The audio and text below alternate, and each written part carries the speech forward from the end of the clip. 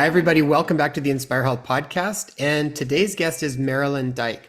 And Marilyn is a certified level 3 practitioner in QHHT. And QHHT is Dolores Cannon's work on quantum healing hypnosis technique.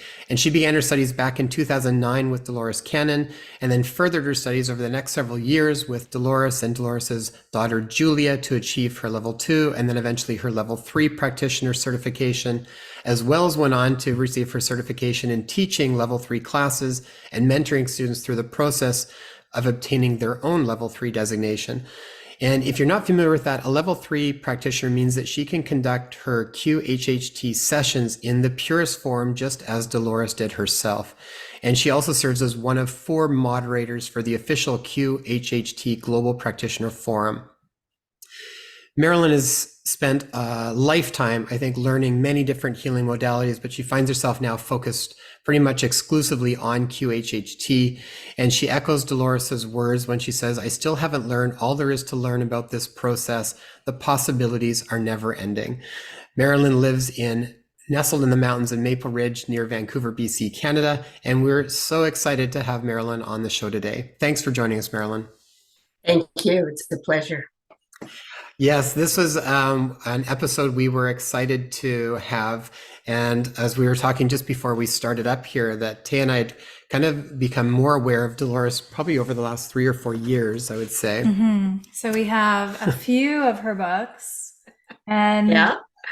and I'm really excited to share this information with our audience as well, because it is so enriching. The perspective, the insights that Dolores has shared with the world through these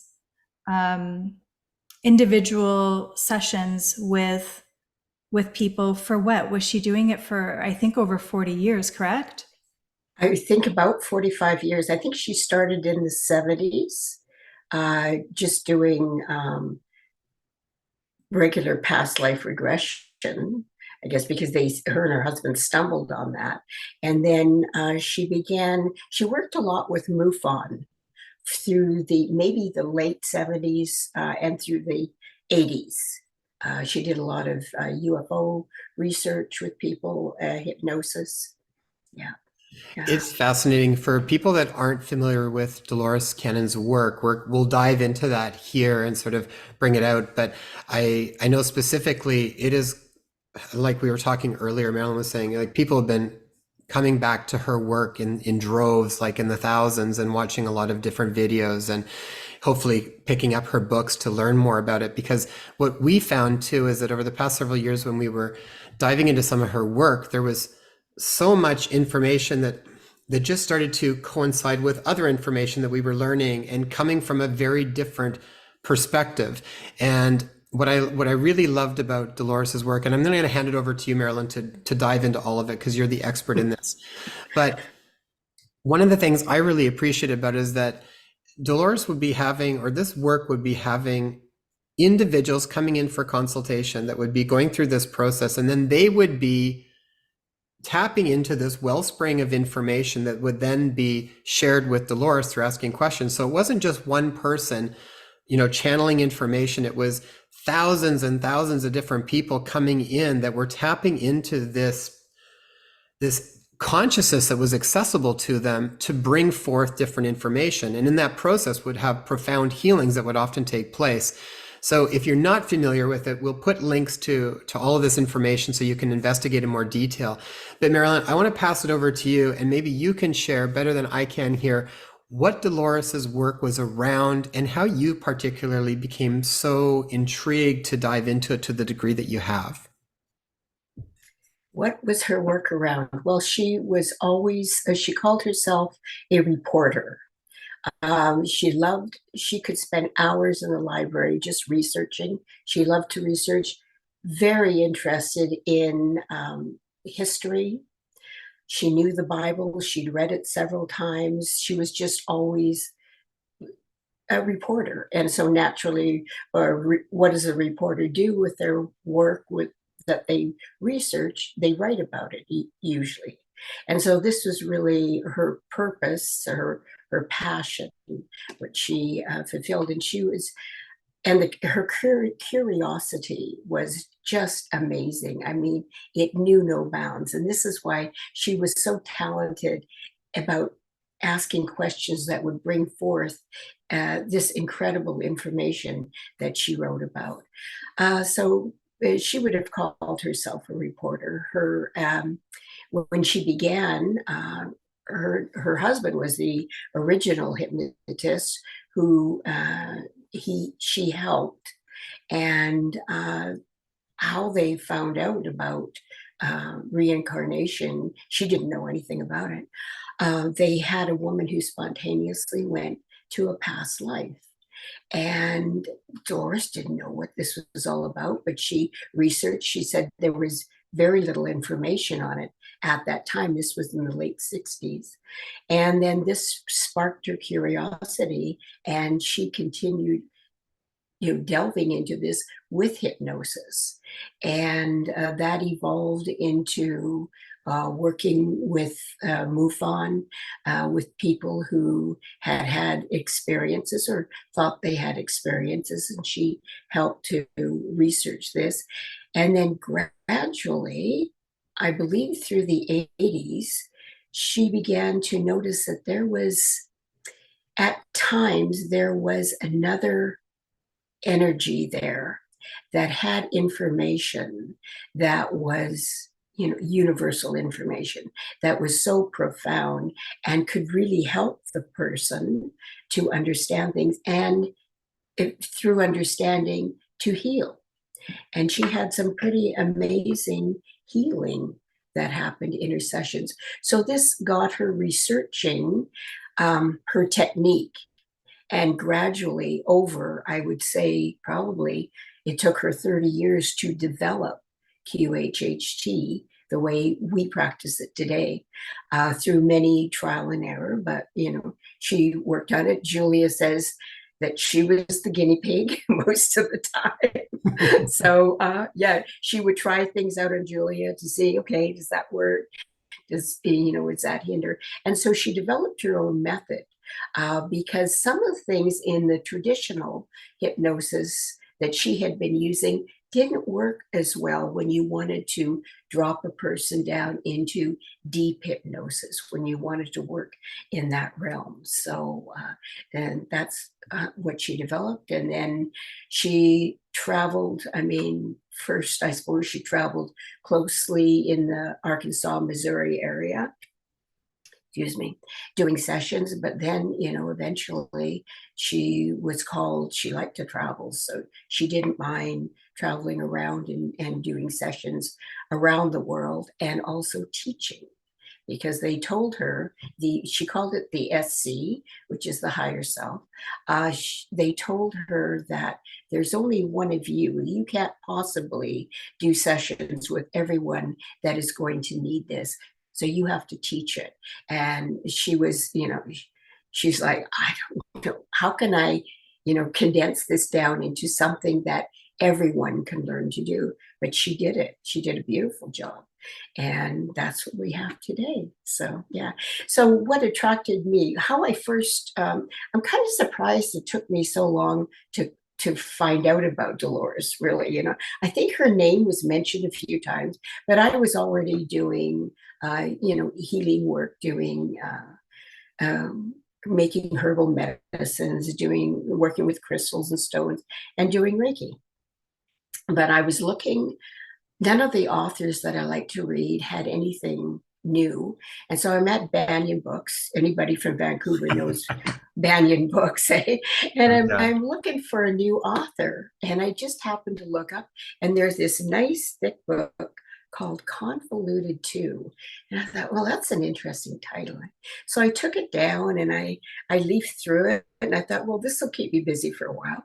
And I looked at the back cover, and I saw Dolores's picture in her bio, and I'm like, well, hypnosis is kind of interesting, but I don't know. Well, anyway, I sat down and started reading through it, and some of the case histories that she writes about, and I was hooked. So that's how I found out. And of course, you just read, they're like like the candy store, you just keep reading and reading and reading her books. And she was pretty prolific in what she wrote. And then she had a mailing, no, it was a newsletter. They would send out, Ozark Martin Publishing. They would send out a newsletter. And in one of those newsletters was an advertisement for a level 1 class she was teaching in Fayetteville, I believe it was. And so Julia loves this story. I sent it down to my friend in San Diego with the subject line, "Want to do this?" And then I forgot about it. And I guess she was behind in her emails, because a month or two later, she shoots it back up. Yeah, let's do this. And I'm like, do what? I totally forgot about it. And I thought, well, I don't mind hypnosis being done on me, but do I want to do it? Do I have the confidence to do it? I guess you could say. And but my friend, she's the great motivator. She lit a fire under me, and she says, "Yeah, we're going to do it. Just come on down, and I'll take care of the flights and the hotel." So okay, we went down. Well, I'm sitting in class, and I'm thinking, still thinking, yeah, do I want to do this? Oh well, it's a fun excursion we're having here. Sitting in class, and Dolores is talking about some of the cases that she's worked at and the healing that she has helped a person accomplish within a few hours. And I'm looking at that, and at this point, I was doing a lot of Reiki, and I'm like, man, what she can accomplish in a few hours would take me weeks or maybe months to even come close to, maybe never really, because you're talking to that higher self, and you're able to ask questions that get down to the core of the issue. And so I was hooked after that. Yeah.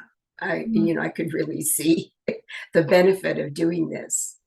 Beautiful. So the SC that Dolores refers to, the wellspring of knowledge, is essentially the superconscious, or the higher self, or the Godhead, as they call it in the Hindu culture. Is it that? Yeah, there's many names for it. In fact, she asked it, well, what do you want me to call you? And they said, it doesn't matter, call it. We don't have a name. And it is definitely a we. And so she settled on the SC. I call it the higher consciousness. Some people call it the higher self. It doesn't matter. It is all one. We all tap into the same wellspring of knowledge, and we all have that within us. And but it knows it knows us so well that it knows exactly what to bring us and how to bring it to you, to each person. And so, they just ask you to trust, just trust, accept and trust. Yeah. A few years before the quarantine took place, Jason and I were actually studying a lot and attending a lot of workshops around trauma and healing, specifically trauma, and studying with Bessel van der Kolk, as well as Dr. Peter Levine. And Bessel specifically had said in his workshop that, and he's the author of The Body Keeps the Score, he spoke specifically of hypnosis being a very good option for healing. And he said it's not popular anymore, but going back to basics sometimes is not the trendy thing to do. And it's something that we're pulled away from, but it's a highly effective method. And that's how he spoke of it. And I'm wondering, when you're speaking of healing, and in a short amount of time that, Dolores Cannon was able to illustrate it being possible, by tapping into the superconscious, it's almost as if you're able to then bring that which is in the unconscious, or the subconscious into the forefront for the person to know? Like where does the healing occur? Is it during the session itself, or is it after the session when the person has rewound the tape? Because oftentimes they don't remember the information when they're in the delta wave brain state. I'm just curious to know, when does the healing occur? Is it a process? Is it the overall process? It can be any and all of what you just said. Yeah. It can be instantaneous, or it can be realized in the days, weeks, sometimes months after a session. The higher consciousness just fairly recently explained to me how healing was done, because I'm always in my sessions, I'm always trying to get the healing done today. Okay. And sometimes you have to bargain with it a little bit.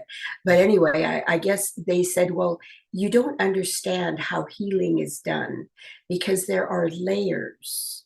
So to us, when we tell you that the healing is complete during the session, to us, it is complete.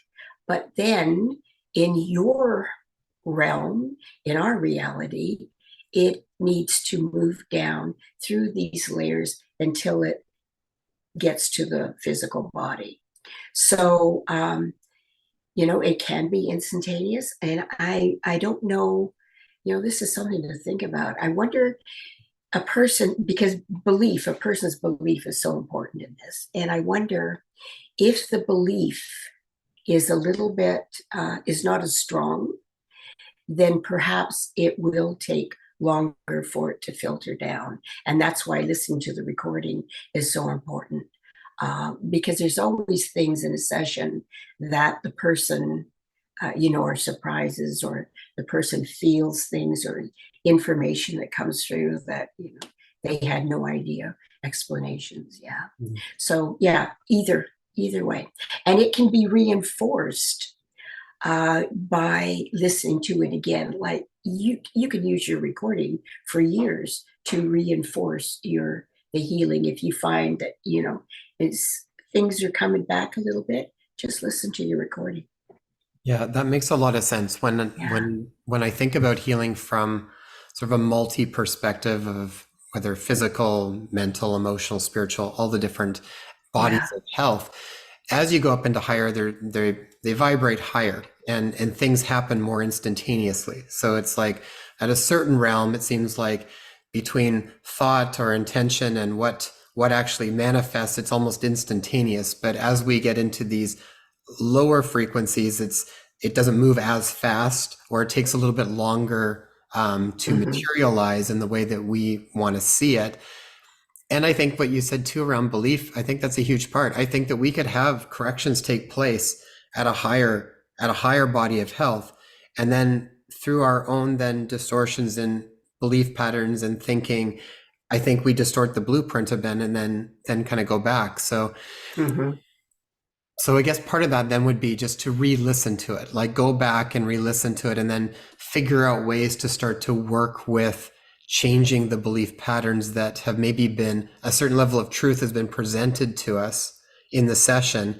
And then it's up for us to then be able to really embody and hold on to that.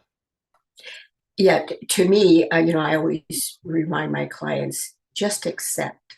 That's all you have to do, is just accept it wholeheartedly. You don't have to analyze it, or just accept, because in that acceptance,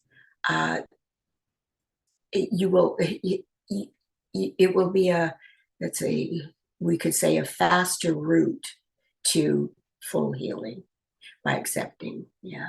It's when the mind gets in there and you start to doubt, that's when you start setting up the roadblocks. So just as I'm reading Dolores's books, it's essentially case study after case study, and then she also does a bit of analysis, or she kind of links one case study to another, and links these stories together so beautifully, based on the themes that she's presenting in each chapter. But quite often within these case studies that's presented, the higher self that the person is connecting to within the session actually starts to do healing on the individual within that time slot. Like they actually say, hold on, we're working on this right now. So Dolores would say, she has this and this and this issue. So whether it be stress or whether it be emotional hangups or liver issues or, earache or whatever the issue might be, she'll present it to the higher self, and the higher self will then often link it to a way in which the person has actually misaligned with their life plan or their mission or for their reason for being here, which was really interesting to me. Because oftentimes, now when we go to the doctor, it's, I have a knee issue. Can you fix the knee issue? Oh, you have to line up and schedule yourself for a physio appointment or surgery. But the way that it's presented on this higher level, on this spiritual level that Dolores is able to tap into for that session, for that time slot, it's actually things being worked on a much higher template. And I'm wondering if you can speak a little bit about that, and also maybe your own experience with that happening with your clients. Are you seeing that as well? Like it has very little to do with the physicality of what's coming up, but more to do with other issues in the subconscious. Because I always think the physicality is the body's talking. Okay, the body's drawing your attention to something, but it's not a very clear language. Most people don't know how to read that language. So when you ask the higher consciousness about an issue, in QHHT, we always want to get to the core of the issue. You always want to get to the beginning. When did it first begin? So it could begin in this lifetime. It could begin eons ago. I'll tell you an interesting story. I had someone one time, and one of her questions was about, I believe it was abandonment. She says, I don't know why, but this thought of being abandoned is always in the back of my head. I have never experienced abandonment in this life. I don't know where it comes from. So when I asked the higher consciousness about this abandonment that she feels, where does it come from? They said, well, when the spark left source, it looked down and saw nothing and felt abandoned. And so all of the lives that she had to date had been exploring abandonment. Can you imagine it? And so that was, once you find the core, the start, the beginning of it, the core, I often call it. Once you find that, then the person can understand the beginnings of it. And through that understanding, they can release, the higher consciousness will release and heal. Every once in a while, you'll get a session where I can barely get the question out, and the higher consciousness say, done, complete. She doesn't have that anymore, like Dolores, So it all depends. Sometimes the person is so ready. I think a lot of times in the we call the past life portion, but more and more people aren't going to a classic past life. More and more, they're going to source and experiencing that oneness, which is incredible. But quite often in the SC's explanation for why they showed them that past life or that metaphor or source, whatever they're showing, that brings the understanding that they need to be able to heal. I think it's beautiful. Sorry, go ahead, Marilyn. No, you go ahead.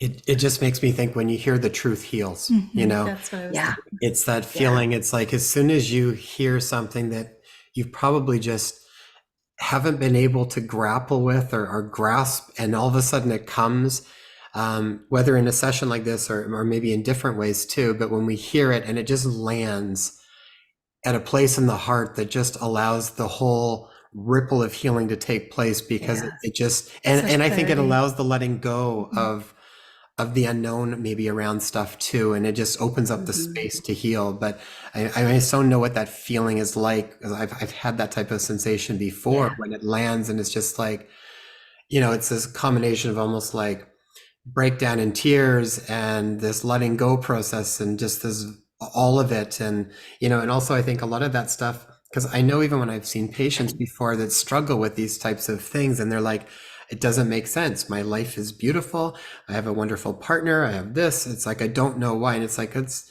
is sort of where it goes beyond often what we are, what we're capable of sort of consciously knowing.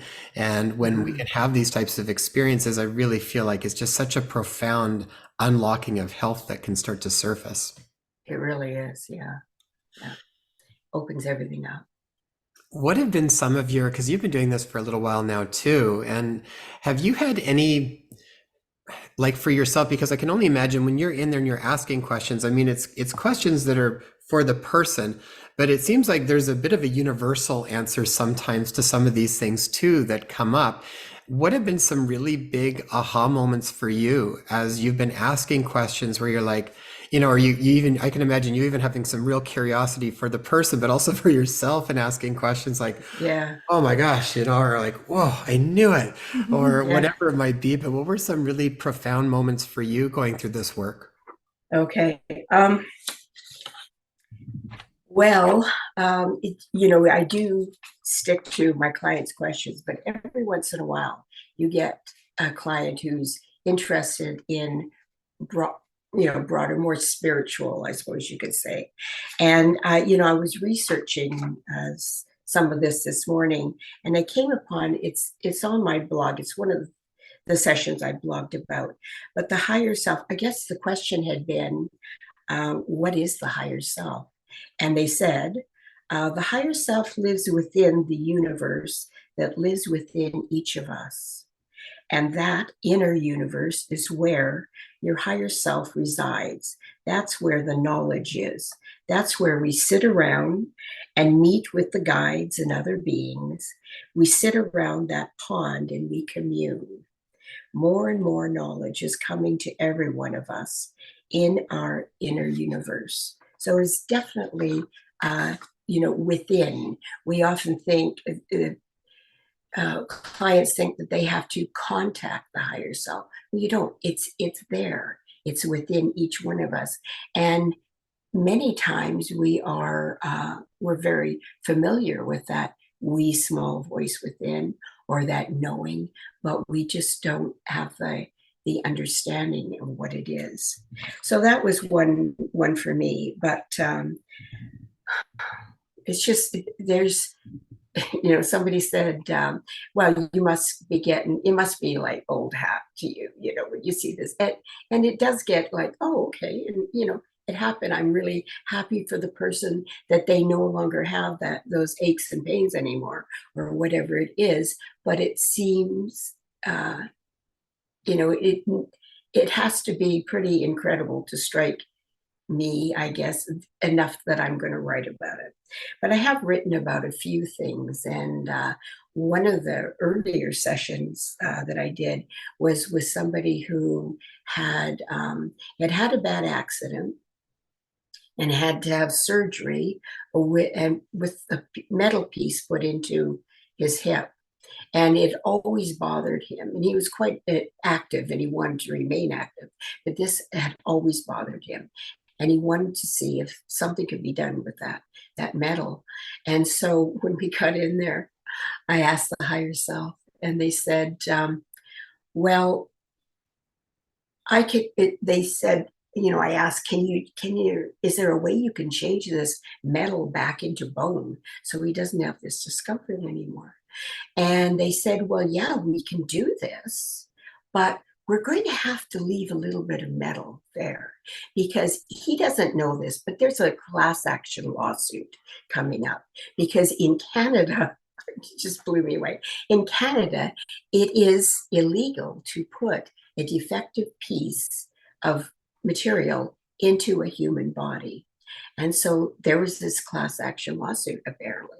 So the higher self only wanted to leave, only wanted to change a pretty good portion of it, but wanted to leave a little just in case they sent him for an x-ray. So anyway, finished with, he had no idea. And when I told him about the class action lawsuit, he said, okay, well, that'll be interesting, because, I wouldn't mind some money back on this surgery that I had. So anyway, a couple of months later, we connected, and he said, it's interesting, when the pain is no longer there, you just completely forget that you even had it. He says, I was coming out of the shower the other day, and I happened to pass by the mirror, and I looked, I thought, what is that red mark on my hip? And then he got up closer, and he realized that was all that was left of like a 7-inch scar. Wow. So even the scarring was removed. So, and he, just, this is what I tell people, just go on with your life. Just live your life as though it had never happened. And that's perfect. So anyway, that's what he had done. He had come back about a year ago. I guess he came back for another session, because this session, I think, was done in 2013. And I just had a curiosity, I asked the higher consciousness, I can't remember exactly what I asked, but they said, I said, well, it was something to do with belief and the power of belief. And, I just want to check back to see, had that metal been completely dissolved? And he said, well, you can have the client sitting there and the client's doctor sitting there, and they can be looking at the same x-ray. The doctor will see the metal piece intact. The client will see pure bone. So it's all to do with what we believe to be true. And it's, different realities sitting side by side, which I found super interesting. Huh. So I don't, yeah. When you mentioned in Canada, the class action lawsuit coming against anything going in that is defective, that's all sorts of interesting. Yeah, I had no idea. He had no idea, but I guess whatever this metal piece was defective. Maybe the doctor didn't even know. And I guess that's why it caused him so many problems, but yeah. Right. Interesting. I wonder if that lawsuit is still yet to come. It did. It happened. Oh, it did. Okay. Oh, yeah. I asked him about that. Yeah, it was really interesting to have him come back, and I could ask some of these questions. Very cool. That's fascinating. Yeah. I definitely like the point too around then just kind of let it go. Like don't pay a lot of attention to it.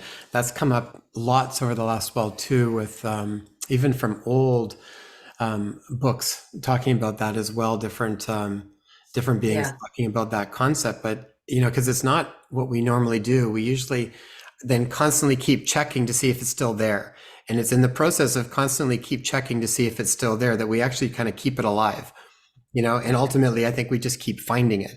So something like that really does come to that place where, can you then just allow it to be and move on and give it very little attention at all? Just walk away from it. I think in so many ways it's like that's really valuable. Just very little focus attention at all, and just move on. Which is an interesting balance these days, because there is greater awareness of what is going on all around us on an individual level, within relationships, but also on a global level. But yet, to also within that awareness resides the place where we know that what you focus on expands and grows. So, yes, we are more aware of all the stuff that's rising to the surface for us to see very clearly. And a lot of it is what we don't want, what we don't want to consent to. But yet, can we then draw our attention and our focus to what it is that inspires, what it is that uplifts, what it is that provides a solution to these things that we're seeing rise within the rumbles of the fire, or the fall of, these old systems that we're seeing crumble all around us. I feel to just accept and just carry on and live it, to create, as they say, to create your reality the way you want it to be, and know that others will create theirs, and that's perfect for them. It's not necessarily perfect for me. So to focus on what I want to create in my reality, that really is important. Mhm. And it's like, and everybody's going to react to this differently. Some people, they are going to think back and constantly, okay, is this really gone? Or, test things out and whatnot. So it's going to take longer. But the client that a few years ago, she had a deviated septum. She sits up from her bed. She goes, I can breathe. Good. She gets up.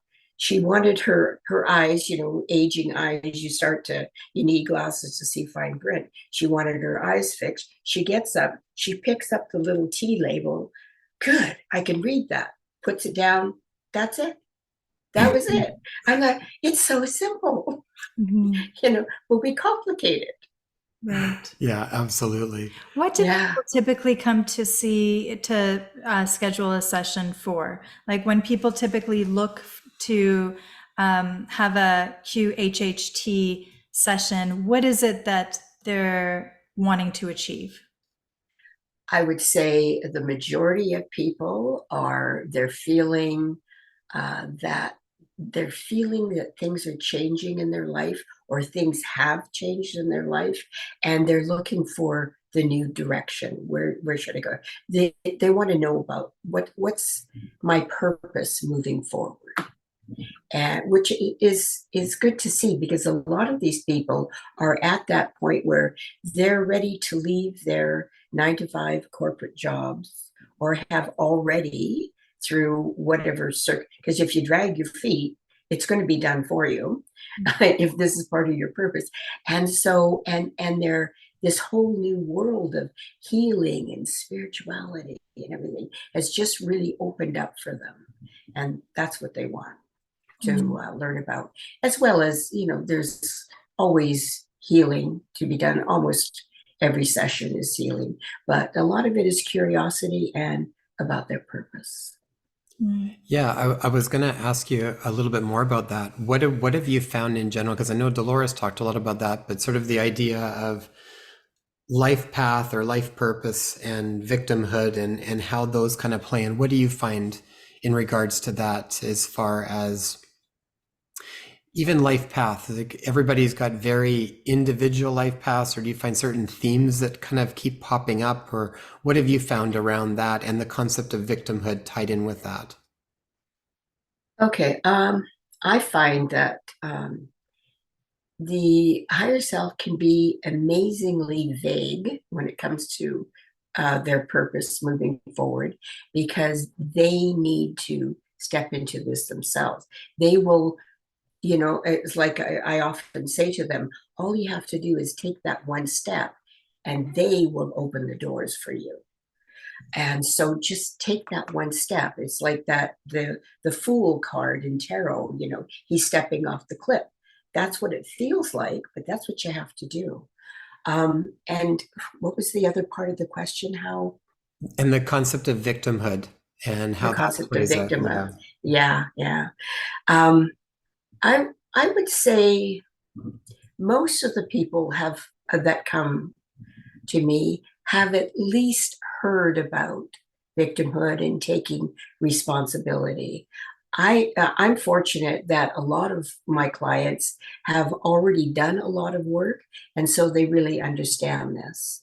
But every once in a while, there's somebody who has a more difficult time with that. And to find that in a session, why did she have to experience that trauma, as a child? And often the higher self will say, well, how would she, without that experience, how is she going to help others through that moving forward? So she needed the experience. And then that just kind of, everything coalesced with understanding. Okay, that's why I needed to experience that, and through that, maybe some forgiveness. If there was a perpetrator in there, maybe some forgiveness for that person. It was interesting. Oh, one of my earliest clients, he was in his mid-70s when he came.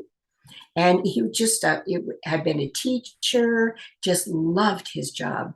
Then the students loved him. He was still connecting, and long retired, but he was still had students, connect with him. Just a really lovely person. And one of his questions was, why did my stepfather hate me so much? Because I've never hated anyone like he hated me. Mm. And when we went through this, because you always go through their questions before you start the hypnosis, I said, if the opportunity arises, would you be open to forgiving your stepfather? Oh, no, I couldn't possibly do that. I'm not in that place yet. I just want some understanding of why, why did I put this in my life, basically. So we get in there, and I can't even remember what his past life was. But after leaving that life, sometimes they go to spirit side. And so that's where he went, just spontaneously.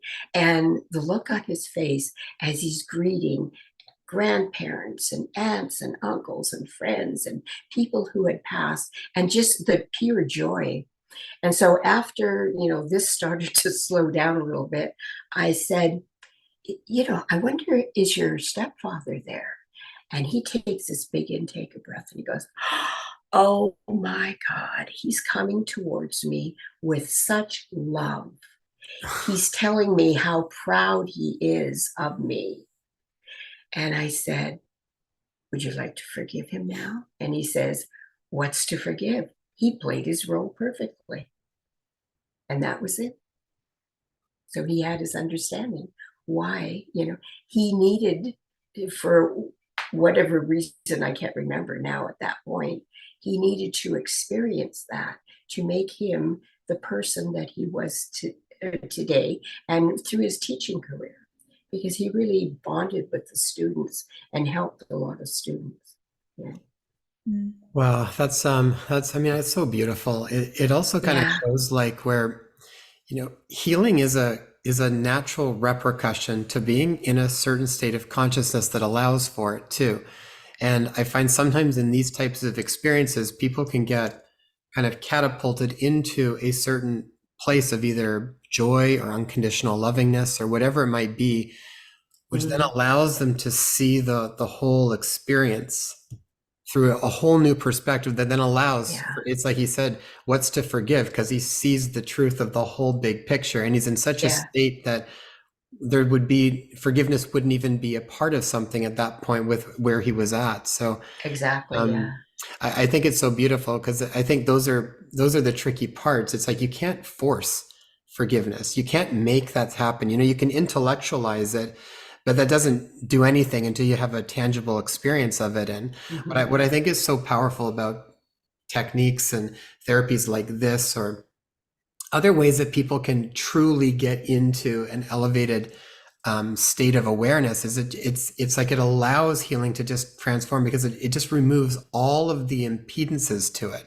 is what it seems like, where it's just this clear straight line. So what a Mhm. beautiful gift for him. Yeah, definitely. And especially, at that age, to Yeah. live all your life Mm. with that question, and then, it's beautifully laid out for you. And then, the understanding is there to he instantly took responsibility for that, because he instantly knew that his stepfather was playing a very important role for him, that, had been agreed to.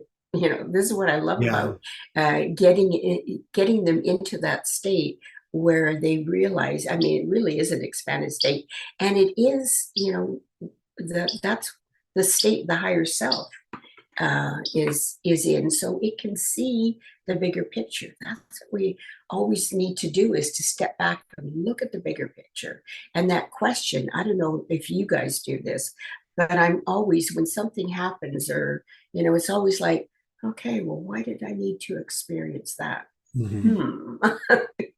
If we can do that more often, our higher self will give us the answers, and sort of sometimes it leads you, and it's, you come upon the answer. Sometimes it's, you realize intuitively, but the answer is always there. There's always a reason. Yeah, that's great. We actually do that quite regularly. If anything ever comes up, it's like, I wonder why that's coming up now. Sometimes it might be more like, what the hell was that about? And those. But the same curiosity. Yeah. But well, it segues into something I wanted to ask you is, when people have had these experiences, do they find that they are more attuned to be able to connect to their higher consciousness because they've had that experience now with it?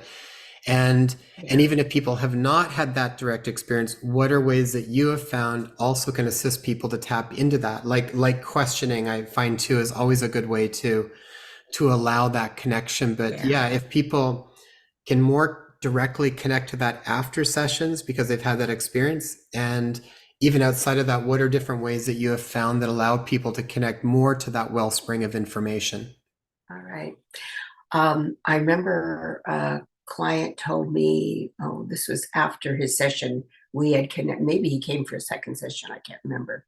But probably wouldn't have been, because he said to me, well, now that I've had this experience and I know what the higher consciousness is, anytime I have a question, I have answers instantly come to me. So he has his own answers. And this is what, it's wonderful to go, to go to psychics and have readings and all this, but there's nothing that beats your own information, coming through your own filter. And so he was able to connect with that. And that's what I find after a session, many people, they know what that connection is then. And a lot of times they've had that connection all their life. They just never really recognized it or put a name to it, what it would be. Because you could say intuition really is your higher consciousness. So we're very familiar with it. When people ask in session, because that's another question that's often asked, is how can I form a closer connection with my higher consciousness? And the answer has never been anything other than meditate. So nothing beats meditation for that, connecting with that knowledge. That was actually a part of when we had said earlier, we had a weird week where we had like about 3 guests that had to reschedule. So then Tay and I decided to do a talk that we were wanting to do for a bit. And a big part of that was just the importance of meditating and constantly finding stillness. I feel like so much of our ability to connect to intuition and the higher consciousness is quieting down so much of external noise so that it becomes a stronger voice that we can hear more directly. And sometimes it just seems like there's so much noise around that it's harder to kind of dial into it. And you've got all these other frequencies literally that are coming in that are sort of that we're listening to that information over the information that's coming in from our source connection. And the higher self, usually said, like, what, because I'll always say, well, how often should this person meditate and for how long? And most times it's like, it doesn't matter how long. They can meditate for 5 minutes would be good. But what they want us to do is to regularly schedule this. It could be once a day, twice a day, could be once a week, but do it on a regular schedule, because you will receive more when you do it regularly. Yeah, it's like you're priming your entire system for, this it's a holiday in a way for the mind and for the body to just sit in stillness. Marilyn, we just spoke with Jessica in our last session, in our last episode, and we spoke about ayahuasca specifically and some other plant medicines where people can be within ceremony in order to tap into the higher consciousness. And, what a wonderful opportunity for people to, book a session of QHHT and have this experience, life-altering experience, and through the connection with their higher self, without taking anything with it, with just setting the intention and committing. Can you tell us a little bit more about how a session is laid out? Well, when the person comes in, what we do, we call it the interview. I want to get to know the person. I want them to tell me about their life.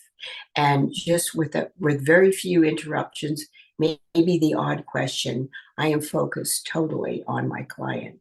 And I just allow them to tell me all about their life. I want to hear things that you have never told anyone before. Okay, this is your time to really lay it bare, because this information helps me later on in the session to ask questions, because you never know. Something might connect, a light bulb might go on, and I think, okay, well, maybe I need to ask about this because she mentioned something, she's talked about something here. So that's what we do at the very beginning, and that can take a minimum of 2 hours. My interviews usually go about 4 hours. And then in that interview also, we're going through the client's questions just to make sure. There's usually more information that comes, but just to make sure that I know exactly what they want from that question.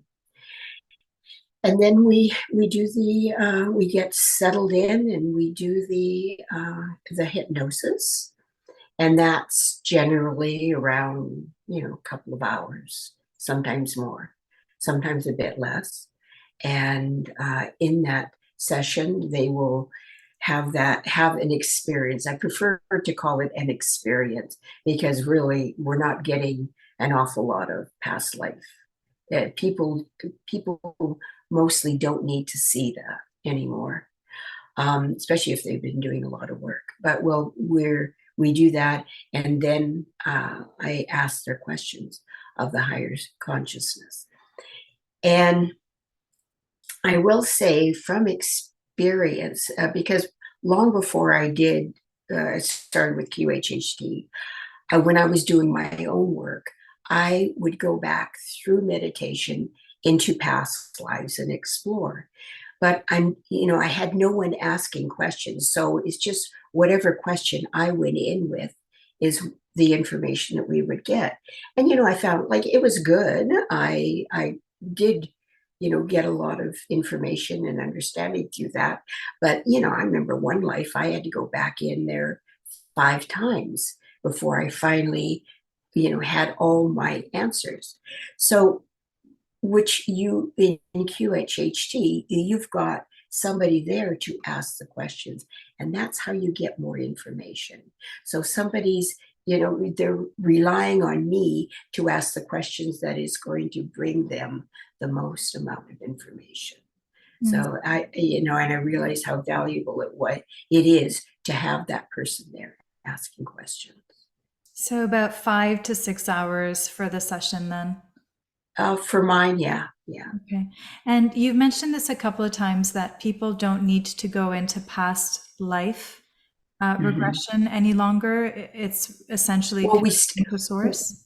we still do it. It's just that they are going to have an experience, but it's not strictly going to be a past life, because I don't want people to, have expectations. Oh yes, I'm going to see a past life, and then we'll do whatever. I don't want them to have that expectation, because they may not. They may go to source, which is like incredible, an incredible experience. But if they have, if they're disappointed because they're expecting a past life, then they will. That's kind of going to source is kind of like, oh, who cares? It's like, I want them to have that experience. So to be open completely. It's not that we don't do the past life regression, take them there. It's just that they don't necessarily go to the classic past life that, often Dolores talked about. She had more of that than what we're finding now. People go to, they're hanging out in the stars or in beautiful blackness, and it's just like, there's no responsibilities, there's nothing, it feels good, they are supported, and just bask in that beautiful sense of beingness for a while. And I imagine that alone would be really healing. It's amazing. Yeah. It's amazing. And when you ask the higher consciousness afterwards why they showed them that, why they took them there, a lot of times it will say, well, she's so busy, she's always going, flitting from here to there, she's never taken time to rest or meditate or to take care of herself, so she needed this. Interesting. Yeah. Jason and I, that's beautiful. Jason and I were talking about this just a few days ago with regards to even the great value in having those heart expansive experiences. I remember a long time ago in 2008, actually, when I did my very first teacher training, it was during a guided meditation. I was going through a really challenging period of my life through a separation after having a young child, and my friends and family were not supportive of me stepping away from that relationship. So though I knew I had to do what I needed to do, I was very steadfast about that. But during this guided meditation, all of a sudden, it was a heart expanding one, and all of a sudden I had tears just streaming down my face, and I didn't know why. It wasn't for a particular reason or a story in my head, but there was a feeling of release followed very quickly by this feeling of almost like my heart breaking open and expanding well beyond my body. And I didn't even have a sense of my physical body anymore. It was just pure expansion and pure bliss. And I was just radiating. I could just feel the lightness, and which was such a far cry from the heaviness of the my life at the time. But the teacher at that time saw this, and I was aware of this within that state with my eyes closed, and he pulled us out of the meditation. And I remember for a long time during my journey on the path of studying yogic philosophy and Buddhism as well, a lot of the teachers whom I studied with didn't want us to get addicted to that state of call it samadhi or what have you, or just expansion. But I get that to a point, but in hindsight, I feel like for people who have been so boggled down by the 3D, third frequency, day-to-day life that we have to go through, that kind of an experience can be so healing and so needed. And for the practitioners out there, if somebody's experiencing that, let them experience it. Let them bask in it. Let them just get soaked within that vibration, because it provides healing on a whole different level that we might not even be consciously fully aware of within our reality. But for a person sitting in that, it's very valuable. Yeah, so true. Very, very valuable. And, although I will say that they don't often, they're quite content to stay.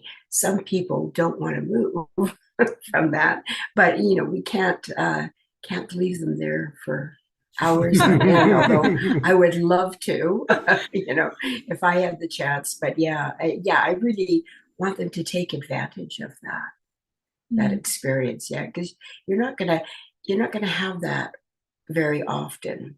And a question, because during this, while they're having this experience, of course, I'm asking all kinds of questions because I want them to experience it, even physically, if we can.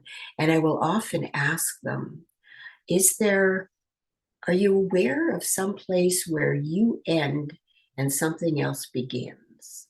And there's a pause and they're checking. And they'll say, no. It's vast. They are vast. They feel that, it's infinite, and they are infinite. And that's in that moment, that person understands oneness better than, any book, any workshop, any teaching. They really know what it feels like. And that's so precious for someone to have that experience and healing. Have you had atheists come into a session? A what? Atheists? Oh, atheists. I don't think I have. No, I don't remember. Anyway, there's most people, if they've been raised in religion, they're ready they realize there's something more. But I don't remember atheists, but they could easily have a session, no problem. You don't have to believe in reincarnation, or you don't have to believe in God or anything. You can just come simply because you're curious and have an experience. Well, that might be a totally transformative experience too for It could, for some of that. Marilyn, Yeah. do you ever find anybody that's come that has not been able to go deep into the hypnosis and then that haven't been able to have the experience? Everyone can be hypnotized. If I have somebody that comes in and says, well, I don't know if I can be hypnotized, I'll say to them, well, can you fall asleep? Because if you can fall asleep, you can be hypnotized. Okay, everyone can be hypnotized. But some have so much doubt that they can do this. It's like performance anxiety, that they will resist. And it's not that they're not relaxed, but they will resist.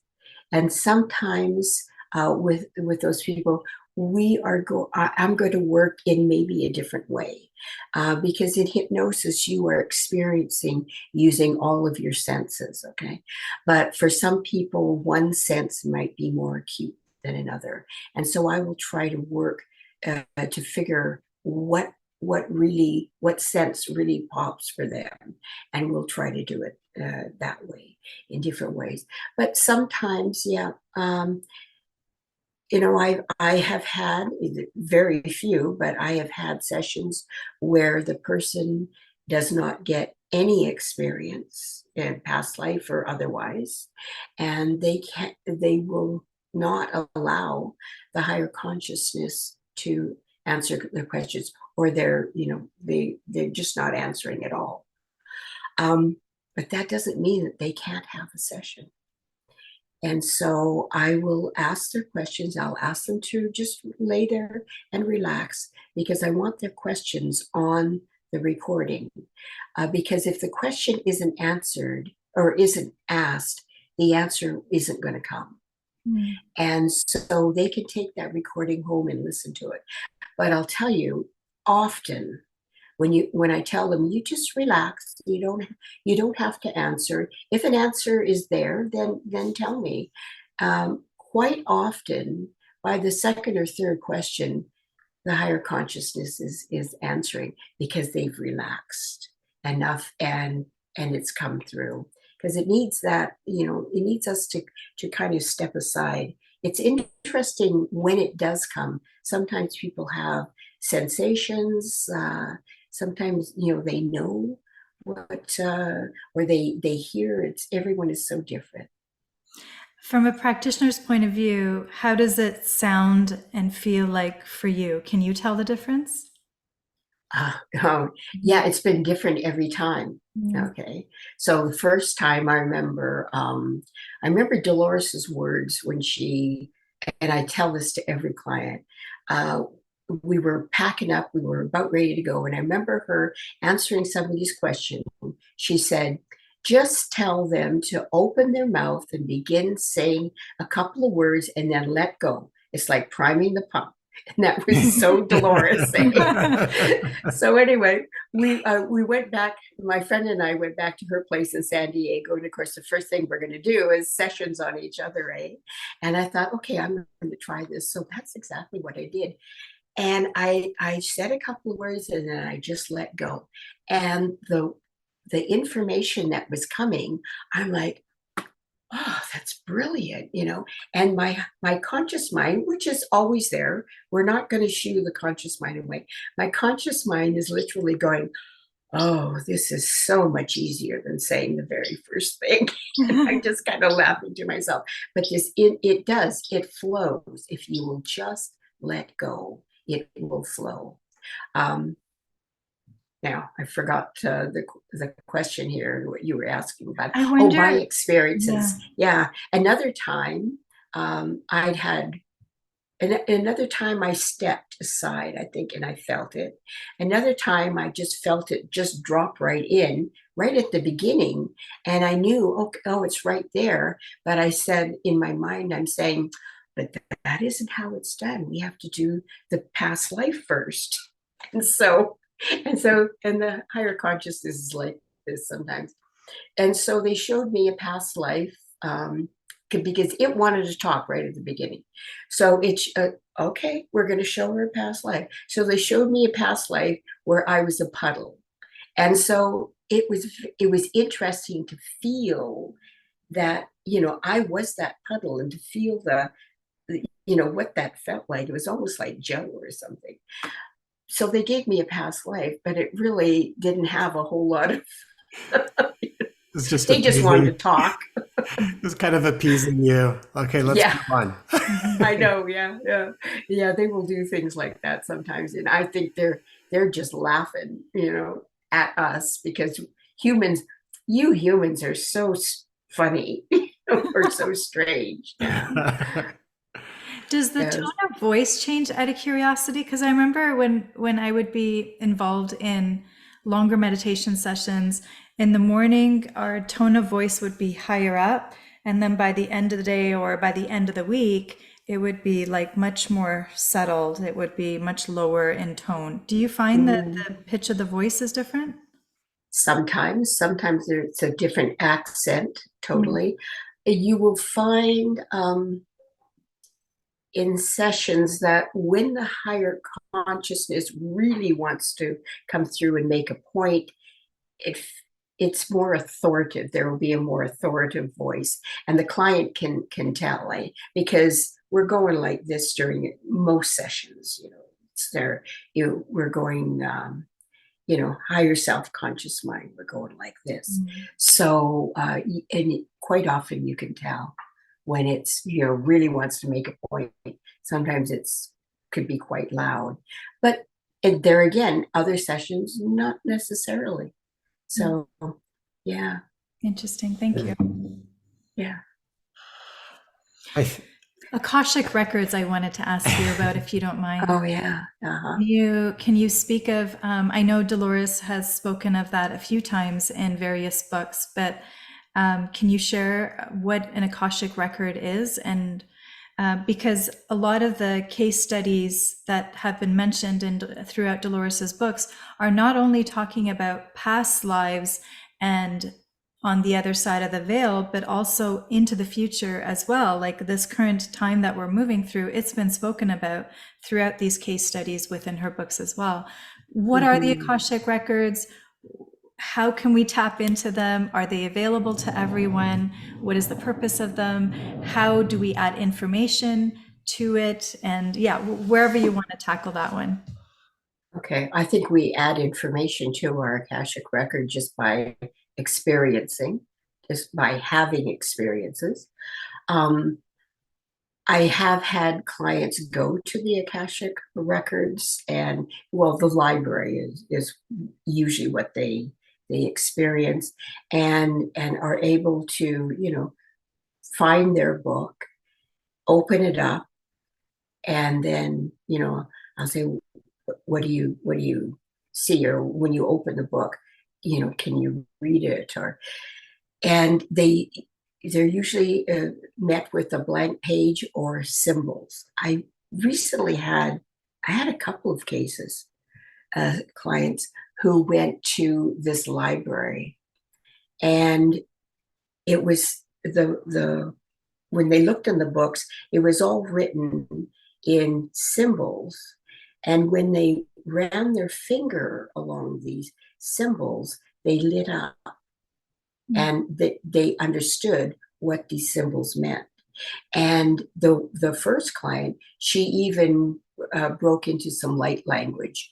Well, because I asked, well, what is this? What does it mean? And then she talked, she translated, I guess you could say, but she spoke in light language for what it meant. And then I could ask her, well, what does it mean in English? Kind of a thing. So quite often I will say that the person, as much as they want to, this is their question, they want to read their book, they are not able to, or at least not able to read the future in their book. But every once in a while, you get someone who can delve into it a little bit more. I think it's all fascinating. One question I had for you too, and I know we're coming up on time here. Why do you think so many people are being drawn to this work, particularly over the last few years? Because I think even the searches for Dolores Cannon and for the quantum hypnotherapy healing technique. Why do you think right now? What is it about this information that is appealing to people? Because people, whether they know it consciously or not, they know they need to heal at this time. Okay, we need to let go of our baggage. And I remember during the 80s, I was reading Jane Roberts' Seth books. And I remember, I didn't understand very little, but I was compelled to read these books, and I'd like to read them again because I think I'd have more understanding. But I remember somewhere, I'm pretty sure it was in one of those books, they said that what humanity is working towards is to be able to embody more of their higher self. And so this is from the 80s, okay? This is what we're working towards. And so and this is what we're finding in our sessions. This is why during the session, the person is able to be more conscious while they're in deeper states of consciousness. They are deep, but they feel more conscious because there's an awareness there. But that's because they have evolved to the point where they can do this. So I can see this in not too many more years. In fact, I've had clients who have embodied their higher consciousness and lived their life, with that knowledge within them all the time. And more and more of us are going to reach that state. And that's ascension as far as I can understand. That's what the big push, what we're working towards. But we can't embody that incredible frequency when we've got all kinds of baggage that we're carrying around. We have to let go of that. And so that's why everyone is feeling this incredible push to heal. Understand? Marilyn, what is this time that we're in? Why now? What is this catalyst that is pushing humanity to drop the baggage and ascend? What is it? It's well, they call it the shift into 5D or the new earth, or I have had many clients ask, well, what is the shift, or what is 5D? And it is the best answer I've ever heard from the higher consciousness is it's a state of mind. So this tells you, this, I'm thinking, okay, well, it really is important to keep our focus on what we want. Try to keep your state of mind as balanced as possible, because it is through that you're going to shift into this higher dimension, this new reality that we're actually manifesting as we go. And it's individual for each person. There was a couple of years ago, I was driving down the road and it was a beautiful fall day. And there's something for me about blue sky and white puffy clouds. I mean, I don't know. It just sends me into another state. And so I'm really feeling gratitude for this. And I'm trying to drive down the road. And all of a sudden I hear, well, this is the fifth dimension, And I'm like, I was startled. And they said, right now you move into it for short periods of time through feeling this gratitude. So when I feel gratitude, my heart expands. Okay. So through feeling this, I'm moving into it for short periods of time. And they said, gradually, as you do this more and more, you will settle right into the fifth dimension. I don't think, really, I don't think it's another place I'm going to go. It really is a state of mind. So that's how they explained it to me. And so I practice gratitude quite a bit too. And it's always heart expanding. It is a beautiful feeling, and it brings you to tears sometimes. Mm-hmm. That feeling. Well, yeah. and it seems like it, even when you're talking about the state of mind, and I agree, I think all of this is just sort of a shift in kind of consciousness on how we decide to live here in the world, on planet Earth.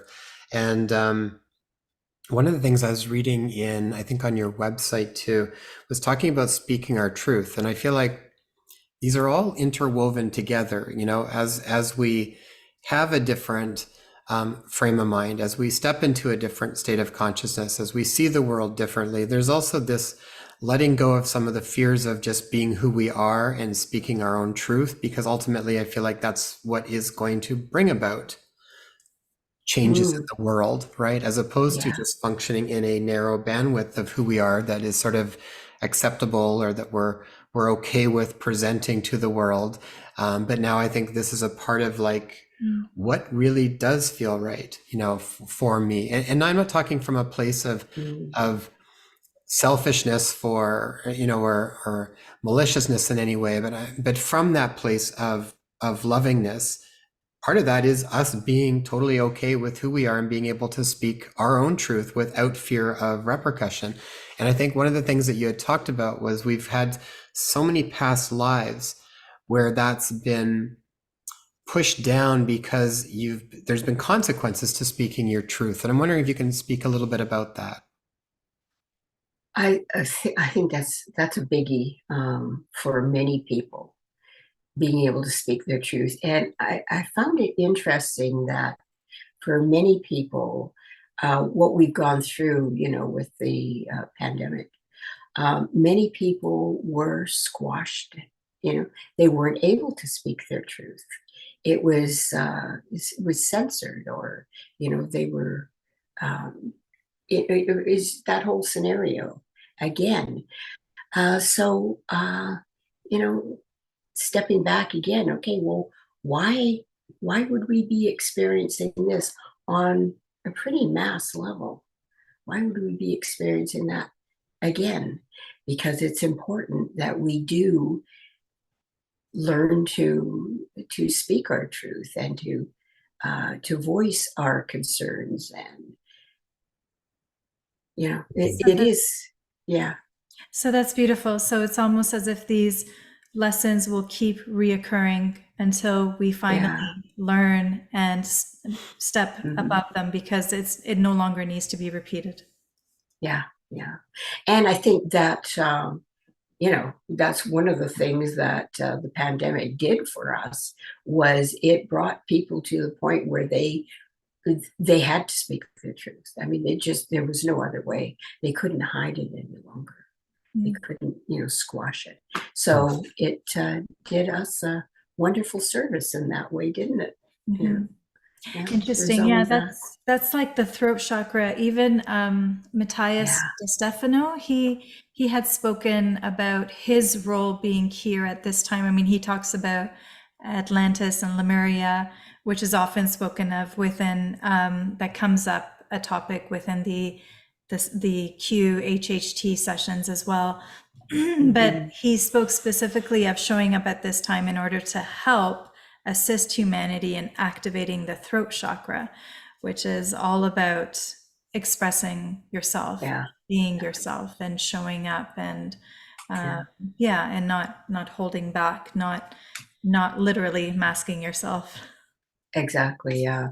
I find in many sessions, that's where we're working, and in fact, they will, in the morning of the session, if I've got, if I'm coughing or got a tickle, I'm like, oh, throat chakra. Okay, note taken. We will work on that, because it is so prevalent. Yeah. Yeah. Well, it's an interesting one. And that's come up in several conversations we've had with other people as well. And just the one we just did with Jessica, I think one of the things she said that came through her as a really strong knowing for herself was to speak the truth regardless of ... It was sort of this idea of that became such a priority for her to just show up and be able to speak her own truth, and whatever that was for her, but regardless of what consequences might come out of it. Yeah. Which is such a, this is where I think it brings up a lot of past life traumas probably, and why some of these things, clearing some of this stuff, I think allows us to show up in a different way in the world here and now, when we don't have the layers of the baggage that's been holding us back. Yeah, going back and letting go of that experience is a big part of many sessions nowadays. It's like that is all coming to a head, and and I don't quite know, I don't quite understand why this is such an issue for us, but when I think about it, you can think of all kinds of reasons, but in the broader picture, it is a benefit for humanity to be able to overcome this. And what the grand purpose was of this, I don't know, but we do like to experience, and all experience is valid. So yeah. Well, this is an interesting one. I guarantee people listening, you'll get an opportunity today to actually sit with that when it comes up with somebody. And it could be a stranger, it could be a loved one, it could be whatever situation that you could be in. But it's this idea of, where do we naturally find that we censor ourselves, right? And I think even to pose the questions to ourselves or to our higher consciousness is, why did I do that?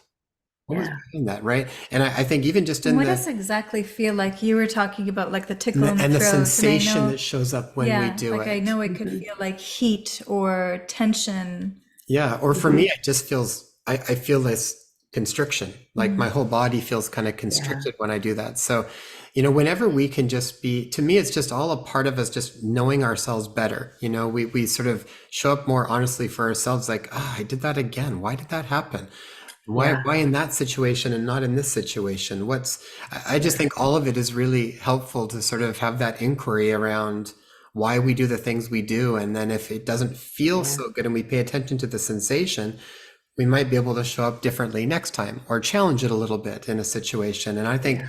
the more we just keep challenging it a little bit, it stretches our box and we get a little more comfortable for then another one and another one.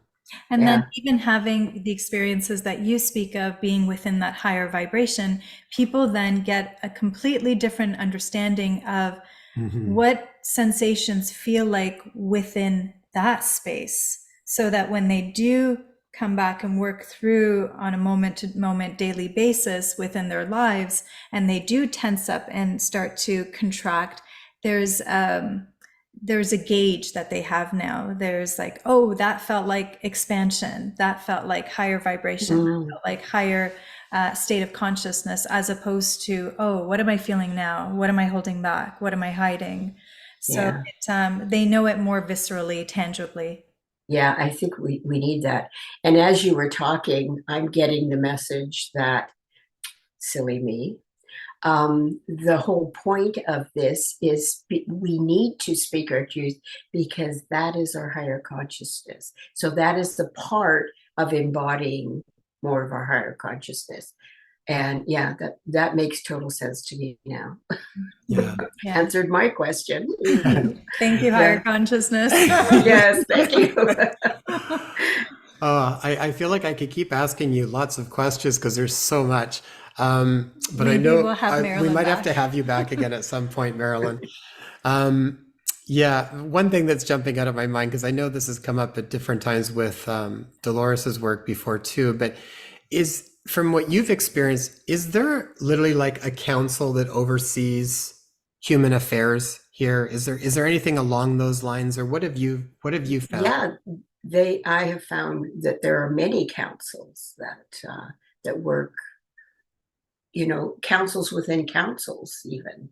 And this is a while ago, so I don't know if I'm remembering this correctly, but I remember at one point they told me the council that Dolores is on, one of them anyway, that she is on the name, but I don't want to say it or try to say it because I'm going to say it wrong. But yeah, there are many councils that work with us, and some focus on free will, and they're very focused and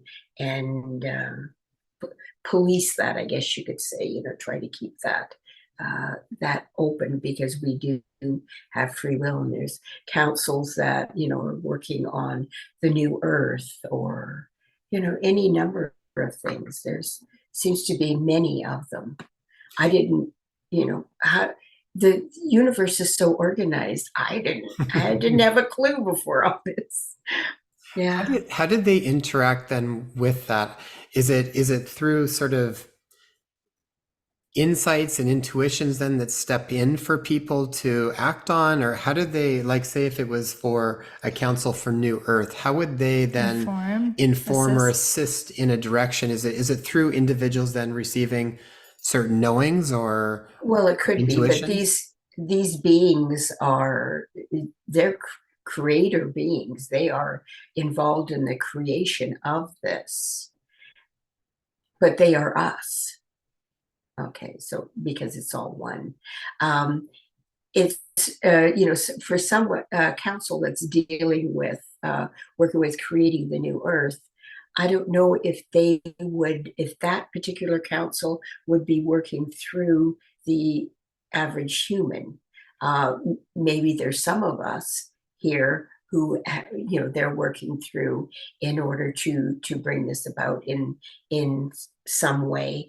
But the overall picture is, I mean, it's massive what they're doing, the preparation for this. I've had them explain, how they're working, and how, it's just in our years, we can't imagine how long this has taken for them to create this, and they're still working on it.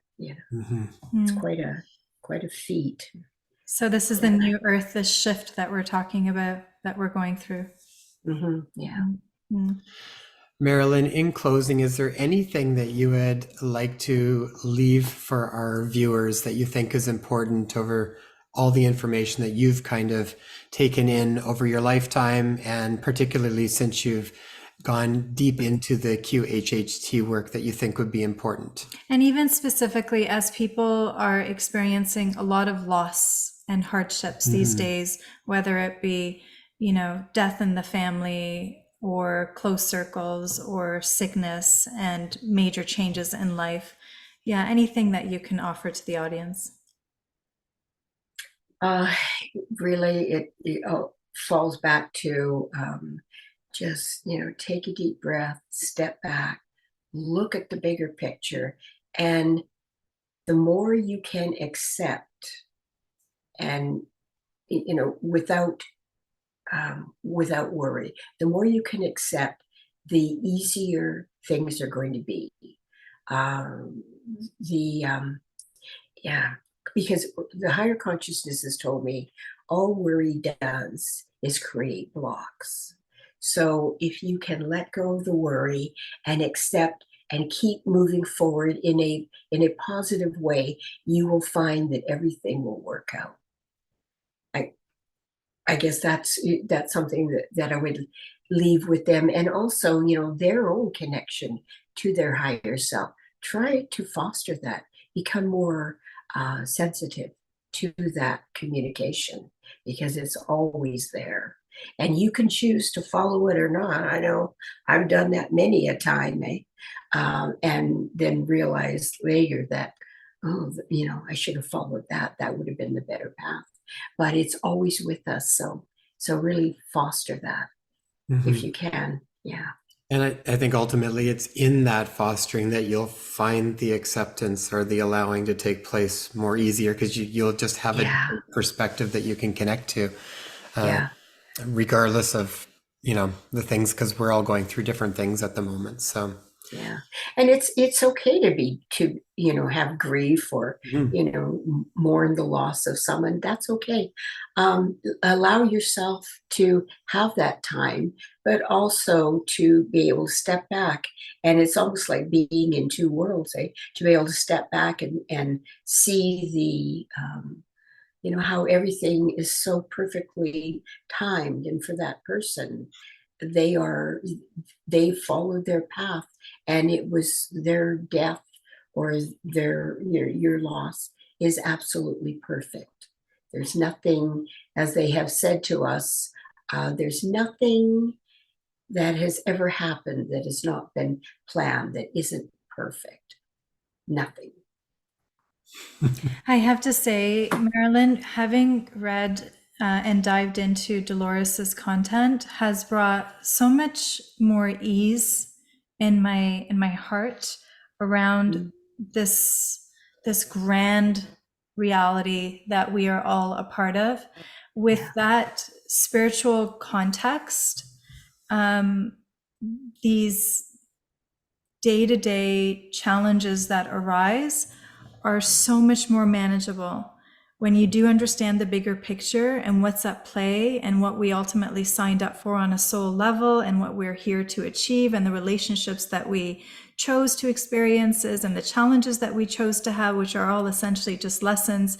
It just becomes so much lighter. And it doesn't say that, the emotions of even rage, anger, frustration, irritability, it doesn't mean that those don't come up, but they come up large, and I allow them to come up because it's part of this human experience, but then it passes, and then it's done, and then it's done. And so and then you come back to the alignment of knowing, like you said, just how perfect things are within our reality to be able to bring us what it is that we came here to ultimately just experience. And a lot of times, even those emotions, when they come up, I think they end up just informing more too from that place. You don't get stuck in maybe ruminating and lamenting on them, but you allow it to come up to inform you to move in a certain direction or to see things in another way or to act in a different Yeah. way too.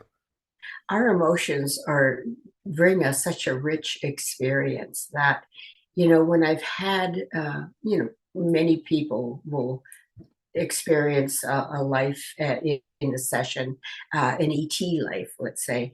And, I often think, those lives, they may be very technologically advanced, and some of them are very spiritually advanced too.